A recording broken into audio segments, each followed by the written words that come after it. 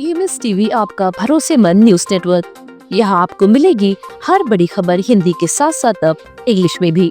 National, international और मध्य प्रदेश की हर बड़ी खबर लाइक करें, सब्सक्राइब करें और ज्यादा से ज्यादा शेयर करें और बने रहें हर बड़ी खबर के साथ। EMS TV, English first and fast. नमस्कार, आप देख रहे हैं EMS टीवी और मैं हूं आपके साथ कंचन। आई नजर डालते हैं बालाघाट की कुछ खास खबरों पर और सबसे पहले बात करते हैं आज की न्यूज हेडलाइंस की। दृष्टि बाधित दंपत्ति कमलेश और आशा के मकान का सपना हुआ साकार। यातायात नियमों का पालन नहीं करने वाले चालकों के घर ई चालान लेकर पहुंची पुलिस। और अवैध शराब की बिक्री पर रोक लगाने की मांग, बगदेही के ग्रामीणों ने सौंपा ज्ञापन। आइए अब बढ़ते हैं खबरों की ओर। प्रधानमंत्री आवास योजना ने दृष्टि बाधित दिव्यांग दंपत्ति कमलेश और आशा के मकान के सपने को साकार कर दिया है। नगर पालिका बालाघाट की अध्यक्षा श्रीमती भारती ठाकुर ने 4 नवंबर को इस दंपत्ति को मकान की चाबी सौंपी तो उनकी खुशी का ठिकाना नहीं रहा। कमलेश और आशा दोनों अपना स्वयं का मकान हो जाने से बहुत खुश हैं। उन्होंने आवास का मालिक बन जाने पर प्रधानमंत्री और मुख्यमंत्री का हृदय से आभार जताया है। इस अवसर पर नगर पालिका उपाध्यक्ष श्री योगेश बिसेन भी उपस्थित थे। नगर पालिका अध्यक्ष श्रीमती भारती ठाकुर ने दिव्यांग दंपत्ति को आवास की चाबी सौंपने के दौरान कहा कि शासन की योजनाएं गरीब और मध्यम वर्गीय लोगों के जीवन में क्रांतिकारी परिवर्तन लाने का काम कर रही हैं।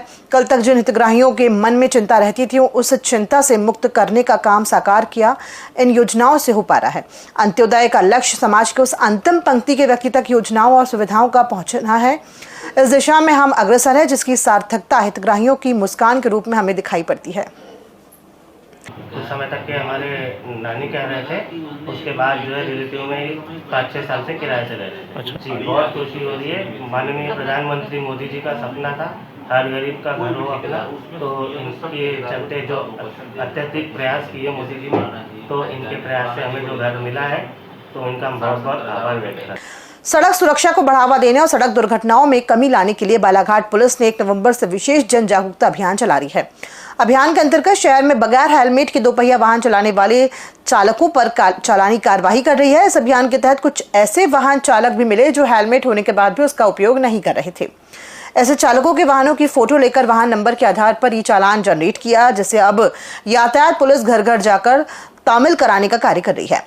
मंगलवार को यातायात पुलिस ने संबंधित वाहन चालकों के घर पहुंचकर न केवल ई चालान तामील कराया, बल्कि परिजनों को ई चालान के बारे में जानकारी भी दी।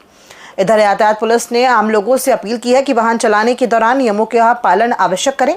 बाइक चलाते समय हेलमेट अवश्य लगाएं। नगर मुख्यालय से लगभग 12 किलोमीटर दूर ग्राम पंचायत बगदेही में अवैध रूप से कच्ची और पक्की शराब की बिक्री के विरोध में ग्राम नशा मुक्ति समिति बगदेही के बैनर तले बड़ी संख्या में ग्रामीणों ने 4 नवंबर को तहसील कार्यालय पहुंचकर तहसीलदार और थाना प्रभारी को कलेक्टर के नाम ज्ञापन सौंपा है। ग्रामीणों ने गांव को नशा मुक्त बनाने के लिए अवैध शराब बेचने वालों पर कठोर कार्रवाई करने की मांग की है।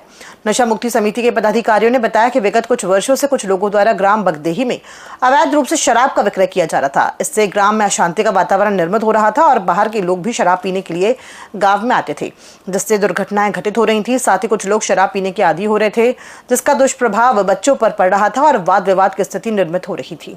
हम नशा मुक्ति समिति ग्राम बगदेही के सभी सदस्यों के साथ में, पदाधिकारियों के साथ में नशा मुक्ति समिति का एक ज्ञापन माननीय तहसीलदार महोदय को सौंपा है और ग्राम बगदेही सर समाज द्वारा नशा मुक्ति समिति का गठन किया गया है।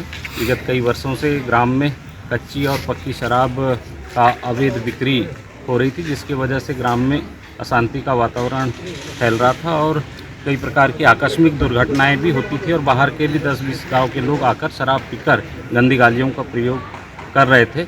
इन सब बातों पर चिंतन करते हुए नशा मुक्ति का गठन किया गया है समिति का और उसके माध्यम से ग्राम में शराबबंदी की गई है। जिला चिकित्सालय बालाघाट में गर्भवती आदिवासी महिला से ऑपरेशन के नाम पर स्त्री रोग विशेषज्ञ डॉक्टर गीता बारमाटे ने 5,000 रुपए की मांग की। डॉक्टर की डिमांड पर उनके सहायक को गर्भवती महिला के पति के द्वारा 5,000 रुपए भी दे दिए गए। इस मामले की शिकायत होने पर कलेक्टर मृणाल मीणा ने मुख्य चिकित्सा और स्वास्थ्य अधिकारी डॉक्टर परेश पल्लव को प्रकरण की जाँच कर रिपोर्ट प्रस्तुत करने के निर्देश दिए हैं। जानकारी के अनुसार बिरसा विकासखंड के ग्राम कोटबीर कोना पंचायत के ग्राम घुम्बुर निवासी रत्नी मरकाम जांच के लिए 3 नवंबर को जिला चिकित्सालय आई थी। स्त्री रोग विशेषज्ञ डॉक्टर गीता बारमाटे ने गर्भवती महिला की जांच की, ऑपरेशन और बेहतर उपचार के लिए 5,000 रुपए की मांग की। डॉक्टर के कहने पर उनके सहायक को ये राशि गर्भवती महिला के पति ने दी है। बाद में ये राशि उसे लौटा भी दी गई। रत्नी मरकाम ने बाद में इसकी शिकायत कलेक्टर से की। शिकायत के बाद कलेक्टर ने मामले में जांच करने के निर्देश मुख्य चिकित्सा और स्वास्थ्य अधिकारी को दिए हैं। शासन द्वारा लोक कल्याण के लिए चलाई जा रही हितग्राही मूलक योजनाओं विकास कार्यों को लेकर बालाघाट नगर पालिका परिषद अध्यक्ष ने विभागों के अधिकारियों और कर्मचारियों की समीक्षा बैठक ली, जिसमें उन्होंने नियमित रूप से चल रहे कार्यों को गति दिए जाने और आगामी कार्य योजना को बेहतर तरीके से अमल में लाने के निर्देश दिए। बैठक में नगर पालिका अध्यक्ष ने प्रधानमंत्री आवास योजना 2.0 के तहत हितग्राहियों को लाभ दिलाने के लिए योजना का प्रचार प्रसार करने को कहा, जिसमें उन्होंने AHP साइड फिल्टर प्लांट बूढ़ी प्रधानमंत्री आवास कॉलोनी में निर्माण कार्य प्रगति की जानकारी ली। अधिकारियों ने बताया कि नवीन सेक्शन तैयार हो चुका है, जिसमें आवंटन प्रक्रिया हो चुकी है। आगामी समय में इन फ्लैट को हस्तांतरित किए जाने की तैयारी चल रही है। नगर पालिका अध्यक्ष ने कहा कि AHP आवास संबंधी जिन हितग्राहियों की राशि पूर्ण रूप से जमा हो चुकी है, जिसमें AHP, LIG और MIG जो भी लाभार्थी हैं उन्हें जल्द ही मकान हस्तांतरित किए जाए। साथ ही कहा कि AHP हितग्राही जिनके प्रकरण बैंकों में पेंडिंग हैं। खबरों में फिलहाल इतना ही। दीजिए इजाजत। नमस्कार।